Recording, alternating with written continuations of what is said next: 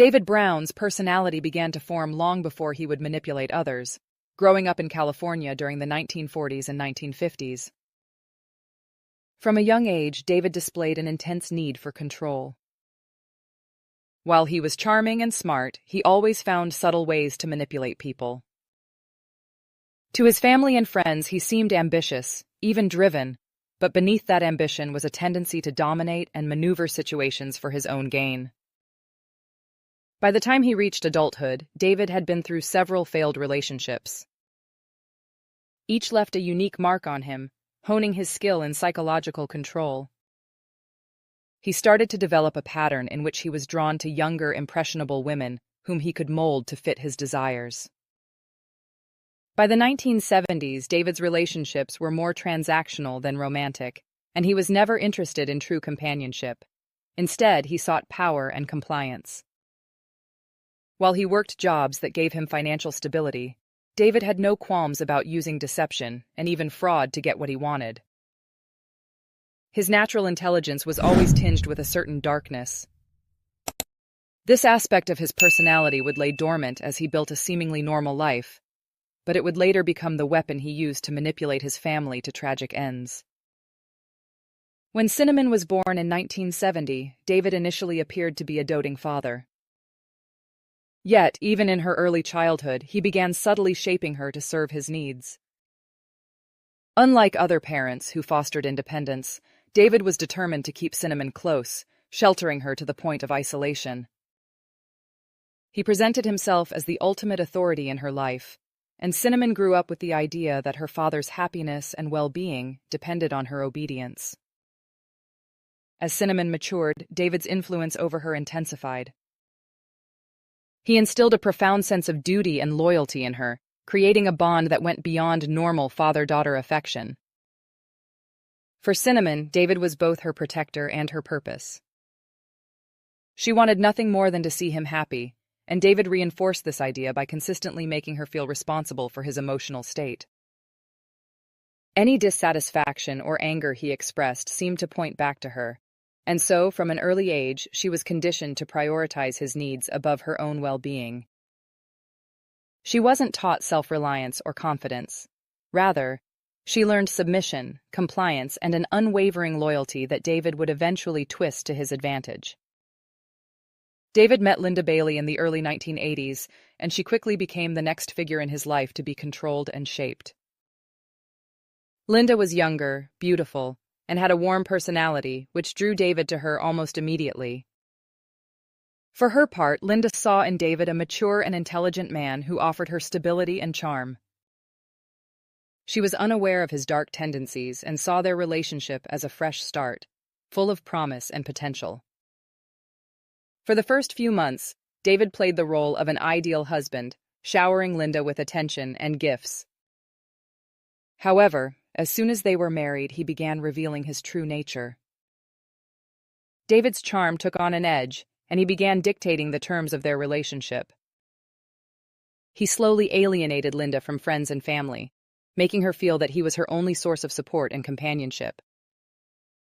The more isolated Linda became, the more she started to see the darker side of David's personality, the constant need to control and dominate, not just her, but every aspect of their lives together. As David's focus turned from maintaining their relationship to keeping Linda under his control, he subtly began planting seeds of resentment in their daughter, Cinnamon. Linda's presence in their lives was portrayed as a threat, an obstacle in their perfect father-daughter relationship. By carefully shaping Cinnamon's perception of Linda, David was able to maintain his hold over both women, playing them against each other without either fully realizing what he was doing. As tensions in the household escalated, David's resentment toward Linda turned into something more dangerous. By 1984, he viewed her as an obstacle, someone who disrupted his carefully cultivated control over his life and family. Linda's growing independent streak was not something he could manipulate easily, and it became clear to David that she would eventually break free from his grasp. David couldn't let this happen, so he began contemplating a drastic solution. Rather than confront Linda or file for divorce, David devised a more sinister plan. He decided that she had to be removed permanently, and he saw an opportunity to use Cinnamon to accomplish this goal. David began to cultivate a sense of urgency and loyalty in Cinnamon, convincing her that her role as his protector extended to protecting him from Linda. He planted the idea that Linda's presence was a threat to their family's happiness, and that it was up to Cinnamon to save them.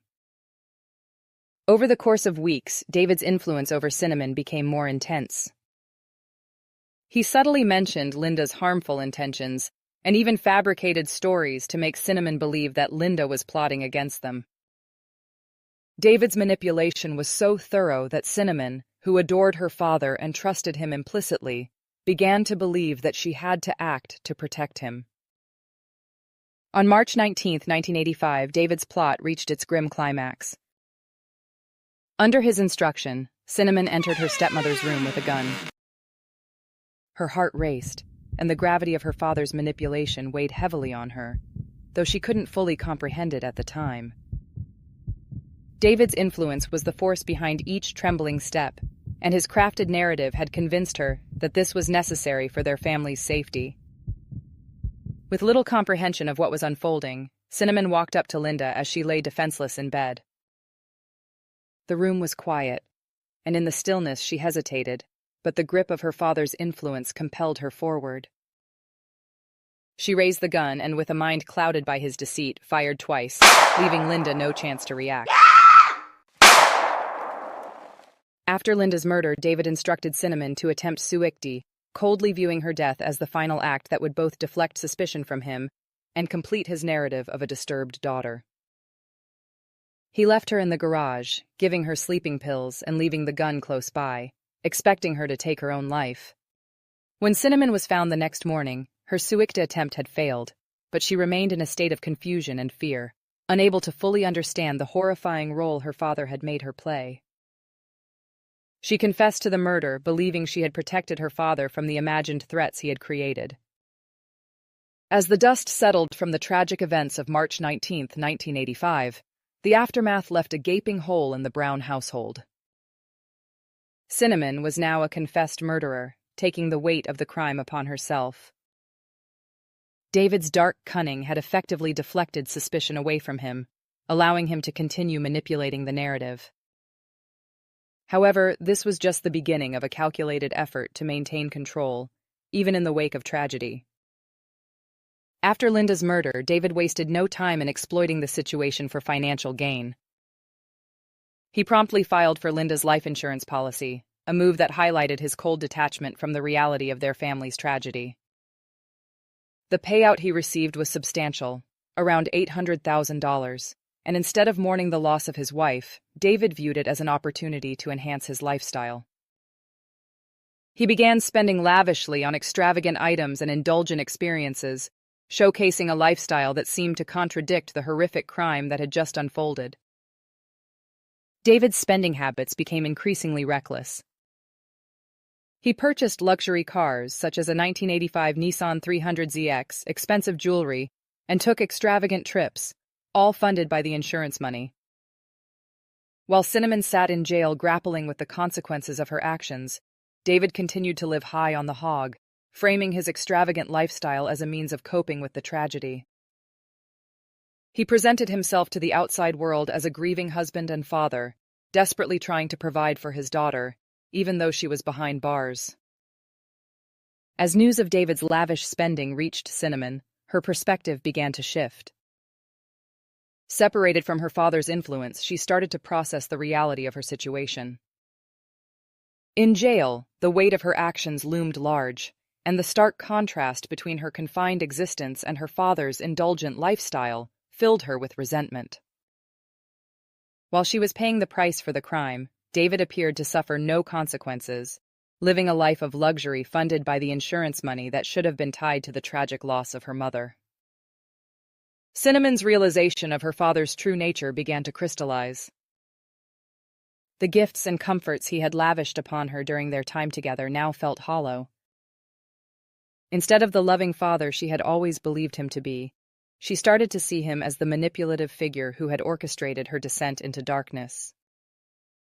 The loyalty she once felt began to erode, replaced by a growing anger toward the man who had twisted her reality and turned her into a pawn in his dangerous game. As the trial approached, Cinnamon's resolve strengthened.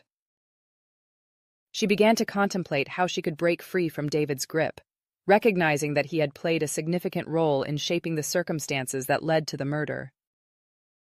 The anger she felt toward her father, coupled with the clarity gained from her time in jail, fueled her determination to confront the truth of her situation.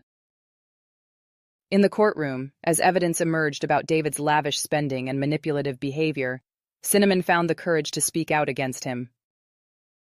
The facade of the devoted father began to crack under the scrutiny of the legal system, revealing the depths of his deceit and the extent to which he had controlled her life.